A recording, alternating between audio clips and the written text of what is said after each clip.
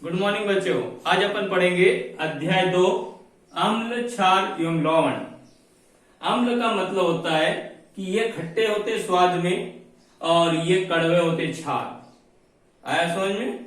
उसी प्रकार से इनका जो पीएच मान होता है 7 से कम होता है और क्षार का पीएच मान 7 से अधिक होता है। अम्ल नीले लिटमस को लाल कर देता है और क्षार लाल लिटमस पेपर को नीला करता है। अब देखिए अम्ल में कौन कौन से होते हैं, जैसे HCl है, NaCl है, H2SO4 है, HNO3 है और क्षार में NOH, KOH, इस प्रकार ये क्षार होते हैं और ये अम्ल होते हैं। उसी प्रकार से अम्ल और क्षार जब क्रिया करते हैं तो लवण बनाते हैं, वो मैं आपको अगले क्वेश्चन में बताऊंगा, तो नोट कर लीजिए। अब देखिए एक प्रश्न लेते हैं, पीएच मान को समझाइए। तो उत्तर है कि पीएच का पूरा नाम पर मोल हाइड्रोजन होता है और ये किसी भी विलयन में हाइड्रोजन आयन की सांद्रता को प्रदर्शित करता है। तो किसी भी विलयन में उपस्थित हाइड्रोजन आयन की सांद्रता ज्ञात करने के लिए एक स्केल बनाया गया जिसे पीएच स्केल कहते हैं। इसमें 0 से 14 तक अंक होते हैं। 7 पीएच मान वाला विलयन उदासीन होता है, जिसमें हम पीने योग्य पानी भी जो हमारा होता है वो 7 पीएच मान का होता है।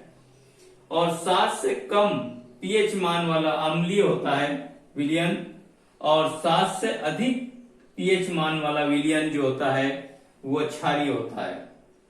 अर्थात पीएच स्केल किसी भी विलयन की हाइड्रोजन आयन की सांद्रता ज्ञात करने के लिए बनाया गया है और वह किसी भी विलयन की हाइड्रोजन आयन की सांद्रता प्रदर्शित करता है, तो नोट कर लीजिए।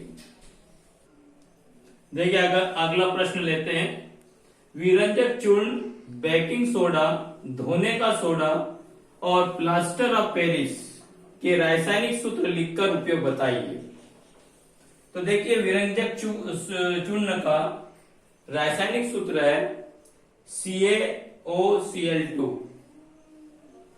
इसके उपयोग जो होता है वस्त्र उद्योग में किया जाता है, इसका उपयोग उपचायक के रूप में किया जाता है, लॉन्ड्री में कपड़े साफ करने के लिए किया जाता है, पीने के जल को जीवाणुओं से मुक्त करने के लिए किया जाता है, यानी किल रहित होता है, ये जर्म किल कहलाता है ये।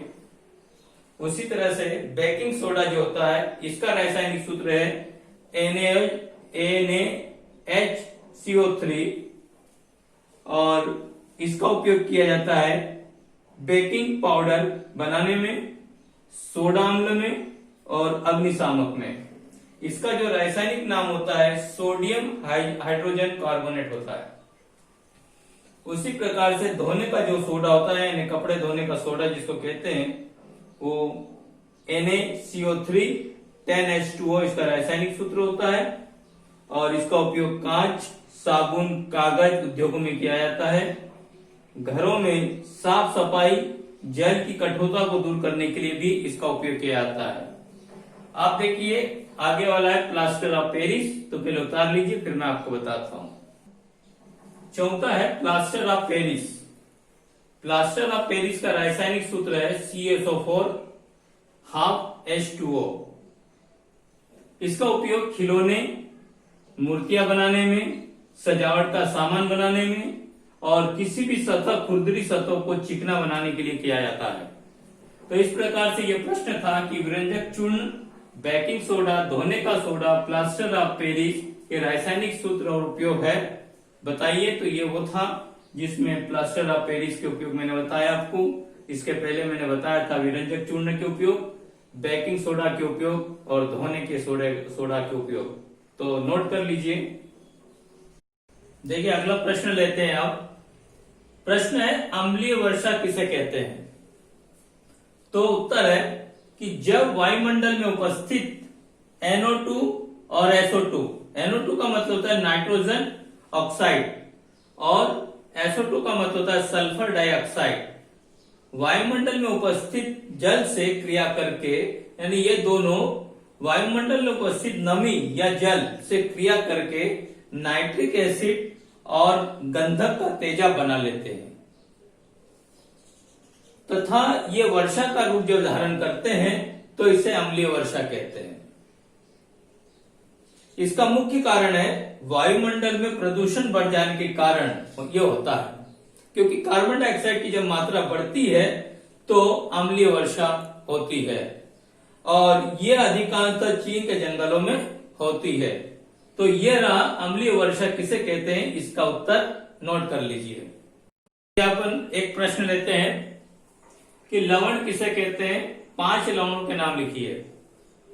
तो लवण की परिभाषा की जब धातुएं अम्लों से हाइड्रोजन परमाणुओं का हाइड्रोजन गैस के रूप में विस्थापन करती है, यानी धातुएं अम्लों में से हाइड्रोजन परमाणुओं का हाइड्रोजन गैस के रूप में विस्थापन करती है और यौगिक बनाती है, हाइड्रोजन का विस्थापन करके यौगिक बनाती है, तो उसे हम लवण कहते हैं।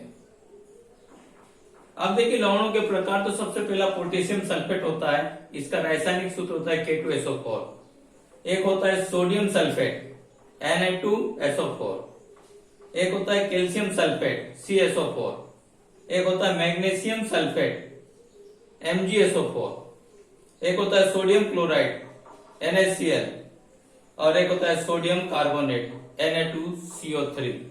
तो इस प्रकार से ये चैप्टर था अम्ल, क्षार और लवण। अगर आपको समझ में आया हो तो मेरे इस चैनल को जरूर सब्सक्राइब कीजिए और साथ में शेयर भी कीजिए।